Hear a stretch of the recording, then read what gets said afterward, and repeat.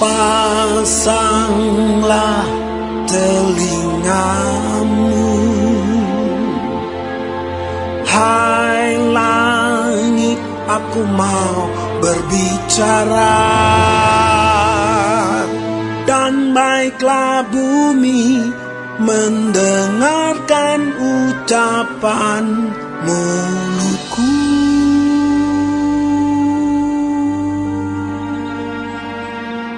Mudah-mudahan pengajaranku menitik laksana hujan, perkataanku menetes laksana embun, laksana hujan renai ke atas tunas muda, dan laksana dirus hujan ke atas tumbuh-tumbuhan.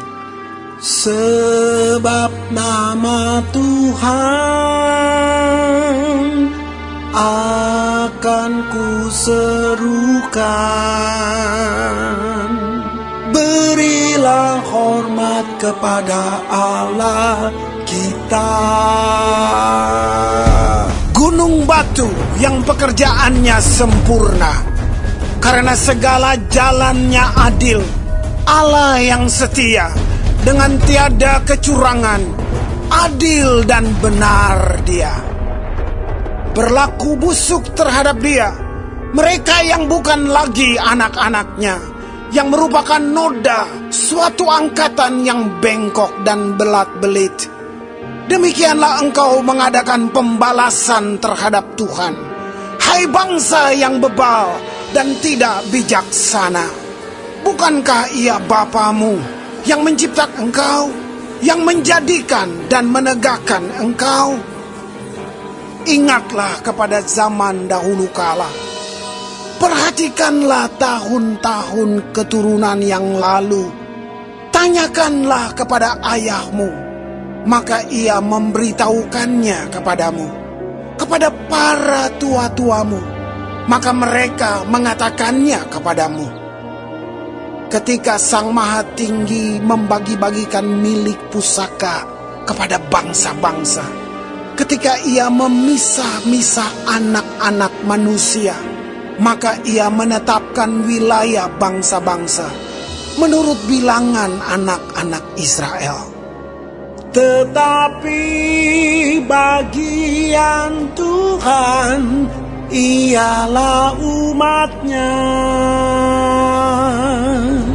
Yakub ialah milik yang ditetapkan baginya.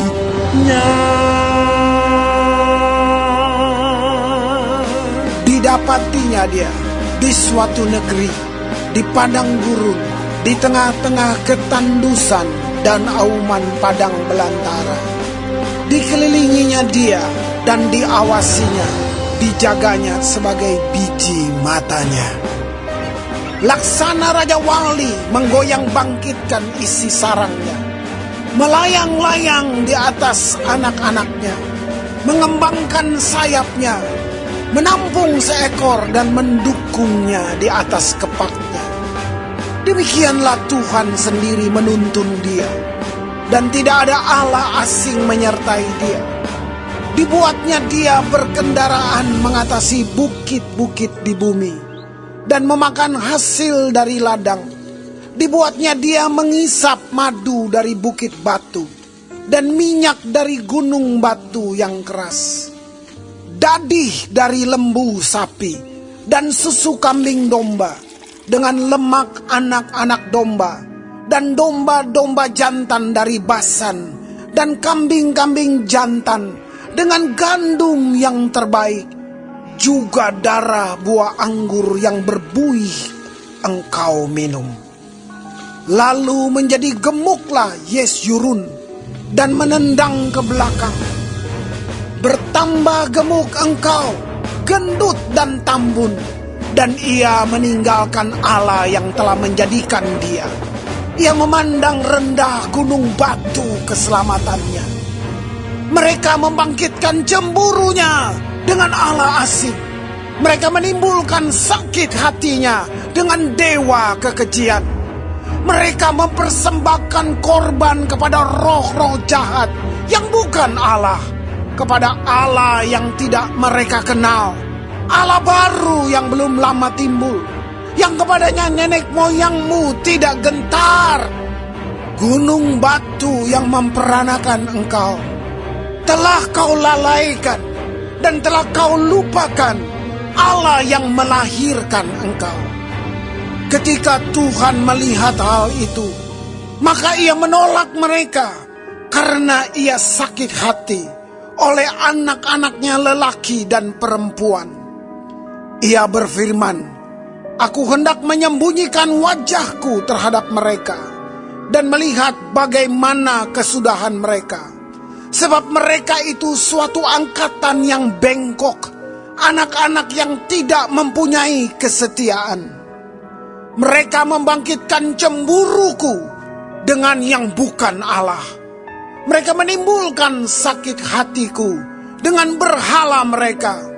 Sebab itu aku akan membangkitkan cemburu mereka dengan yang bukan umat, dan akan menyakiti hati mereka dengan bangsa yang bebal. Sebab api telah dinyalakan oleh murkaku, dan bernyala-nyala sampai ke bagian dunia orang mati yang paling bawah. Api itu memakan bumi dengan hasilnya, dan menghanguskan dasar gunung-gunung. Aku akan menimbun malapetaka ke atas mereka. Seluruh anak panahku akan kutembakkan kepada mereka. Apabila mereka sudah lemas karena lapar, dan merana oleh demam yang membara, dan oleh penyakit sampar, maka aku akan melepaskan taring binatang buas kepada mereka, dengan racun binatang yang menjalar di dalam debu. Pedang di luar rumah dan kengerian di dalam kamar akan melenyapkan teruna maupun darah, anak menyusu serta orang ubanan. Seharusnya aku berfirman, aku meniupkan mereka, melenyapkan ingatan kepada mereka dari antara manusia. Tetapi aku khawatir disakiti hatiku oleh musuh. Jangan-jangan lawan mereka salah mengerti. Jangan-jangan mereka berkata, tangan kami jaya. Bukanlah Tuhan yang melakukan semuanya ini. Sebab mereka itu suatu bangsa yang tidak punya pertimbangan, dan tidak ada pengertian pada mereka. Sekiranya mereka bijaksana, tentulah mereka mengerti hal ini, dan memperhatikan kesudahan mereka. Bagaimana mungkin satu orang dapat mengejar 1.000 orang, dan 2 orang dapat membuat lari 10.000 orang, kalau tidak gunung batu mereka telah menjual mereka, dan Tuhan telah menyerahkan mereka. Sebab bukanlah seperti gunung batu kita, gunung batu orang-orang itu. Musuh kita boleh menjadi hakim. Sesungguhnya pohon anggur mereka berasal dari pohon anggur Sodom, dan dari kebun-kebun Gomora. Buah anggur mereka adalah buah anggur yang beracun, pahit gugusan-gugusannya. Air anggur mereka adalah racun ular, dan bisa ular tedung yang keras ganas. Bukankah hal itu tersimpan padaku, termeterai dalam perbendaharaanku? Hakkulah dendam dan pembalasan pada waktu kaki mereka goyang, sebab hari bencana bagi mereka telah dekat. Akan segera datang apa yang telah disediakan bagi mereka. Sebab Tuhan akan memberi keadilan kepada umatnya, dan akan merasa sayang kepada hamba-hambanya.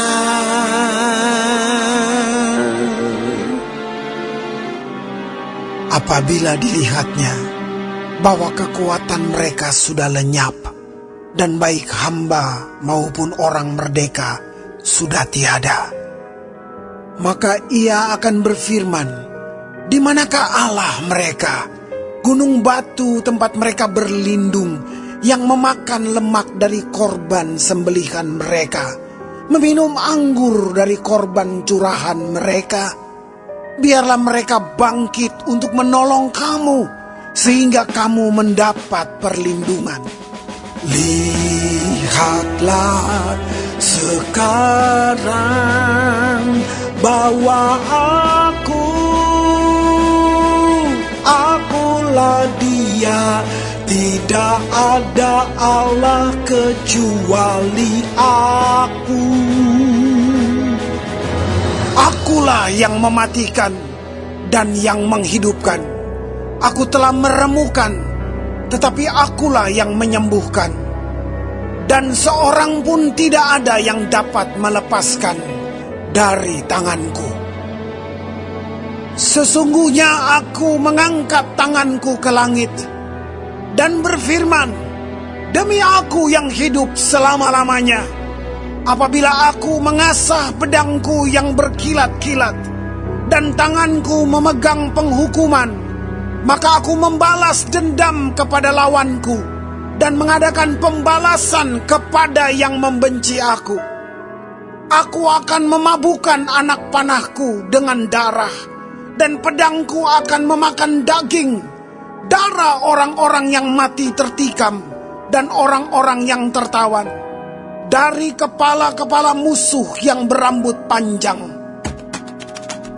Bersorak-sorailah, hai bangsa-bangsa, karena umatnya. Sebab ia membalaskan darah hamba-hambanya dan membalas dendam kepada lawannya, dan mengadakan pendamaian bagi tanah umatnya. Lalu datanglah Musa bersama-sama dengan Yosua bin Nun dan menyampaikan ke telinga bangsa itu segala perkataan nyanyian tadi. Setelah Musa selesai menyampaikan segala perkataan itu kepada seluruh orang Israel, berkatalah ia kepada mereka, perhatikanlah segala perkataan yang kuperingatkan kepadamu pada hari ini, supaya kamu memerintahkannya kepada anak-anakmu untuk melakukan dengan setia segala perkataan hukum Taurat ini. Sebab perkataan ini bukanlah perkataan hampa bagimu, tetapi itulah hidupmu. Dan dengan perkataan ini akan lanjut umurmu di tanah kemana kamu pergi menyeberangi sungai Yordan untuk mendudukinya. Pada hari itulah juga Tuhan berfirman kepada Musa, naiklah ke atas pegunungan Abarim, ke atas gunung Nebo yang di tanah Moab, di tentangan Yeriko, dan pandanglah tanah Kanaan yang kuberikan kepada orang Israel menjadi miliknya. Kemudian engkau akan mati di atas gunung yang akan kau naiki itu, supaya engkau dikumpulkan kepada kaum leluhurmu, sama seperti Harun kakakmu sudah meninggal di gunung Hor dan dikumpulkan kepada kaum leluhurnya. Oleh sebab kamu telah berubah setia terhadap Aku di tengah-tengah orang Israel, dekat mata air Meriba di Kades di padang gurun Zin. Dan oleh sebab kamu tidak menghormati kekudusanku di tengah-tengah orang Israel, engkau boleh melihat negeri itu terbentang di depanmu, tetapi tidak boleh masuk ke sana, ke negeri yang kuberikan kepada orang Israel.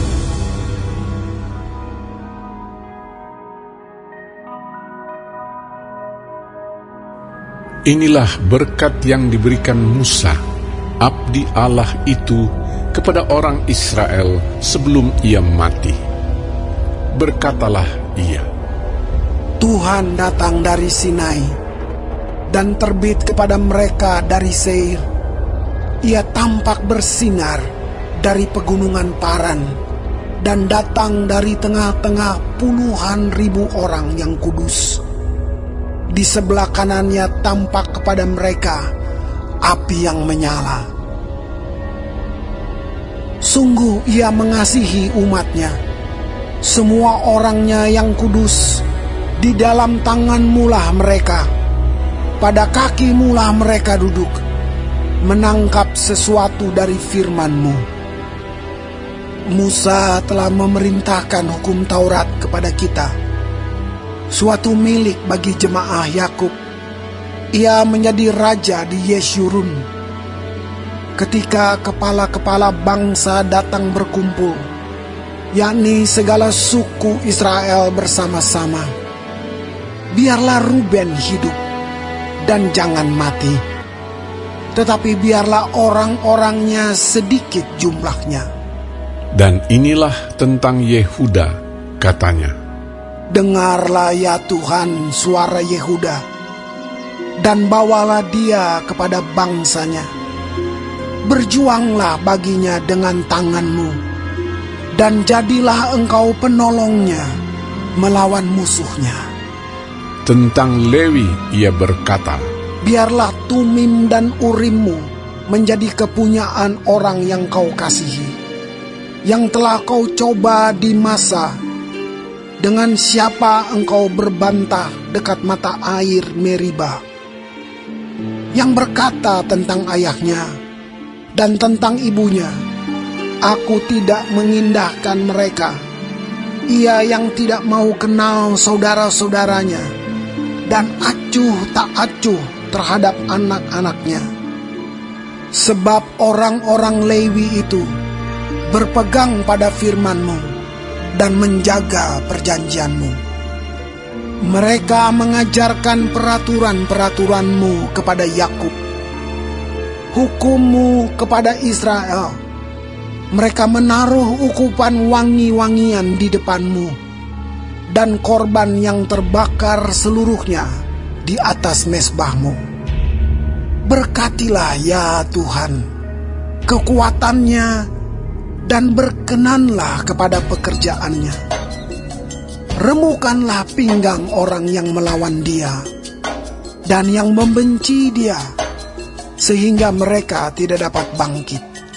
Tentang Benyamin ia berkata, Kekasih Tuhan yang diam padanya dengan tentram. Tuhan melindungi dia setiap waktu, dan diam di antara lereng-lereng gunungnya. Tentang Yusuf ia berkata, Kiranya negerinya diberkati oleh Tuhan dengan yang terbaik dari langit, dengan air embun dan dengan air samudra raya yang ada di bawah, dengan yang terbaik dari yang dihasilkan matahari, dan dengan yang terbaik dari yang ditumbuhkan bulan, dengan yang terutama dari gunung-gunung yang sejak dahulu, dan dengan yang terbaik dari bukit-bukit yang berabad-abad, dan dengan yang terbaik dari bumi serta segala isinya, dengan perkenanan dia yang diam dalam semak duri. Biarlah itu semuanya turun ke atas kepala Yusuf, ke atas batu kepala orang yang teristimewa di antara saudara-saudaranya. Anak sulung lembu sapinya adalah kegemilangannya, dan tanduk-tanduknya seperti tanduk-tanduk lembu hutan. Dengan itu ia akan menanduk bangsa-bangsa, seluruh bumi dari ujung ke ujung. Itulah orang Efraim yang puluhan ribu, dan itulah orang Manasye yang ribuan. Tentang Zebulon ia berkata, Bersukacitalah hai Zebulon atas perjalanan-perjalananmu, dan engkau pun hai Isakar atas kemah-kemahmu. Bangsa-bangsa akan dipanggil mereka datang ke gunung.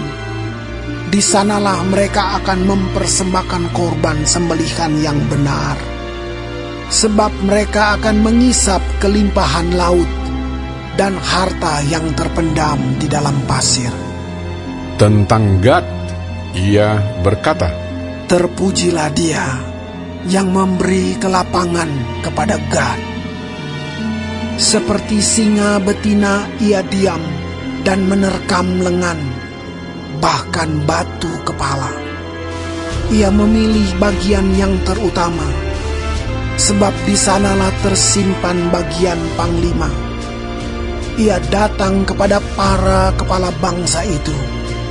Dilakukannya kebenaran Tuhan, serta penghukuman-penghukumannya, bersama-sama dengan orang Israel. Tentang Dan, ia berkata, Adapun Dan, ialah anak singa yang melompat keluar dari Basan. Tentang Naftali, ia berkata, Naftali kenyang dengan perkenanan dan penuh dengan berkat Tuhan. Milikilah Tasik dan wilayah sebelah selatan. Tentang Asher, ia berkata, Diberkatilah Asher di antara anak-anak lelaki. Biarlah ia disukai oleh saudara-saudaranya, dan biarlah ia mencelupkan kakinya ke dalam minyak. Biarlah dari besi dan dari tembaga palang pintumu. Selama umurmu, kiranya kekuatanmu. Tidak ada yang seperti Allah, hai Yeshurun. Ia berkendaraan melintasi langit sebagai penolongmu, dan dalam kejayaannya melintasi awan-awan. Allah yang abadi adalah tempat perlindunganmu, dan di bawahmu ada lengan-lengan yang kekal. Ia mengusir musuh dari depanmu dan berfirman, punahkanlah. Maka Israel diam dengan tentram, dan sumber Yakub diam tidak terganggu di dalam suatu negeri yang ada gandum dan anggur. Bahkan langitnya menitikan embun. Berbahagialah engkau, hai Israel. Siapakah yang sama dengan engkau? Suatu bangsa yang diselamatkan oleh Tuhan, perisai pertolongan dan pedang kejayaanmu. Sebab itu musuhmu akan tunduk menjilat kepadamu, dan engkau akan berjejak di bukit-bukit mereka.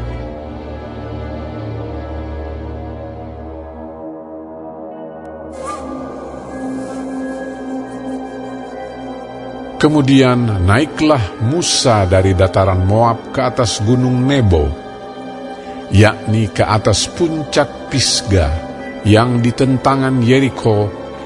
Lalu Tuhan memperlihatkan kepadanya seluruh negeri itu, daerah Gilead sampai ke kota Dan, seluruh Naftali, tanah Efraim dan Manasye, seluruh tanah Yehuda sampai laut sebelah barat, tanah Negeb dan lembah Yordan, lembah Yeriko, kota pohon korma itu, sampai Zoar. Dan berfirmanlah Tuhan kepadanya, Inilah negeri yang kujanjikan dengan sumpah kepada Abraham, Ishak dan Yakub. Demikian, kepada keturunanmu lah akan kuberikan negeri itu. Aku mengizinkan engkau melihatnya dengan matamu sendiri, tetapi engkau tidak akan menyeberang ke sana.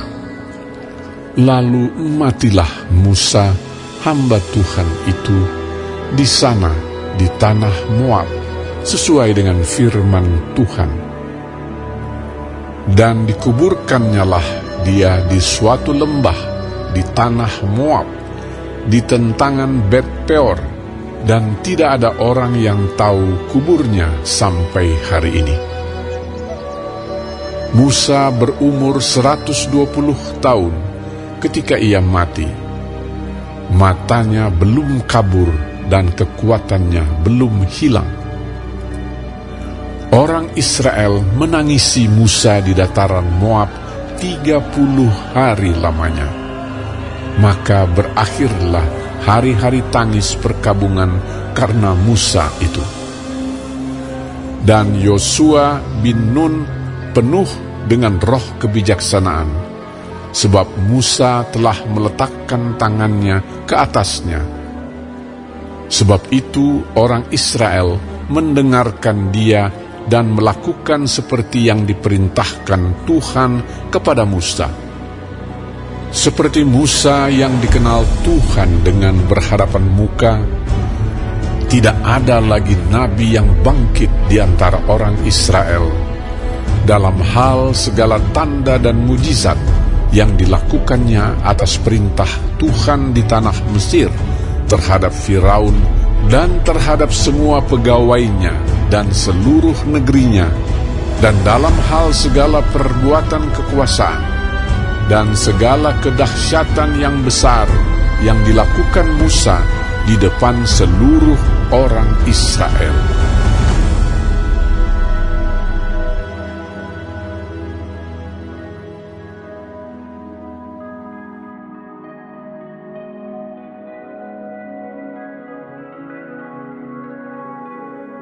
Demikianlah pula, ketika aku datang kepadamu, saudara-saudara, aku tidak datang dengan kata-kata yang indah atau dengan hikmat untuk menyampaikan kesaksian Allah kepada kamu. Sebab aku telah memutuskan untuk tidak mengetahui apa-apa di antara kamu selain Yesus Kristus, yaitu Dia yang disalibkan. Aku juga telah datang kepadamu dalam kelemahan dan dengan sangat takut dan gentar.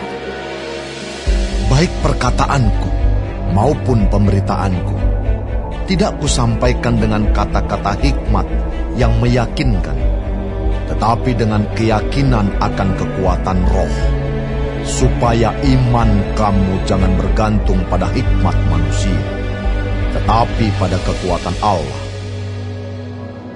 Sungguh pun demikian, kami memberitakan hikmat di kalangan mereka yang telah matang, yaitu hikmat yang bukan dari dunia ini, dan yang bukan dari penguasa-penguasa dunia ini, yaitu penguasa-penguasa yang akan ditiadakan.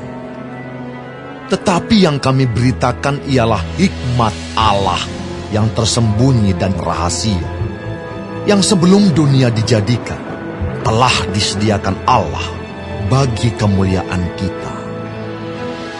Tidak ada dari penguasa dunia ini yang mengenalnya, sebab kalau sekiranya mereka mengenalnya, mereka tidak menyalibkan Tuhan yang mulia. Tetapi seperti ada tertulis, apa yang tidak pernah dilihat oleh mata, dan tidak pernah didengar oleh telinga, dan yang tidak pernah timbul di dalam hati manusia, semua yang disediakan Allah untuk mereka yang mengasihi Dia. Karena kepada kita Allah telah menyatakannya oleh Roh, sebab Roh menyelidiki segala sesuatu, bahkan hal-hal yang tersembunyi dalam diri Allah. Siapa gerangan di antara manusia yang tahu apa yang terdapat di dalam diri manusia, selain roh manusia sendiri yang ada di dalam dia? Demikian pula lah tidak ada orang yang tahu apa yang terdapat di dalam diri Allah, selain roh Allah. Kita tidak menerima roh dunia, tetapi roh yang berasal dari Allah, supaya kita tahu apa yang dikaruniakan Allah kepada kita. Dan karena kami menafsirkan hal-hal rohani kepada mereka yang mempunyai roh, kami berkata-kata tentang karunia-karunia Allah dengan perkataan yang bukan diajarkan kepada kami oleh hikmat manusia, tetapi oleh Roh. Tetapi manusia duniawi tidak menerima apa yang berasal dari Roh Allah, karena hal itu baginya adalah suatu kebodohan, dan ia tidak dapat memahaminya, sebab hal itu hanya dapat dinilai secara rohani. Tetapi manusia rohani menilai segala sesuatu, tetapi ia sendiri tidak dinilai oleh orang lain. Sebab, siapakah yang mengetahui pikiran Tuhan, sehingga ia dapat menasihati dia? Tetapi kami memiliki pikiran Kristus.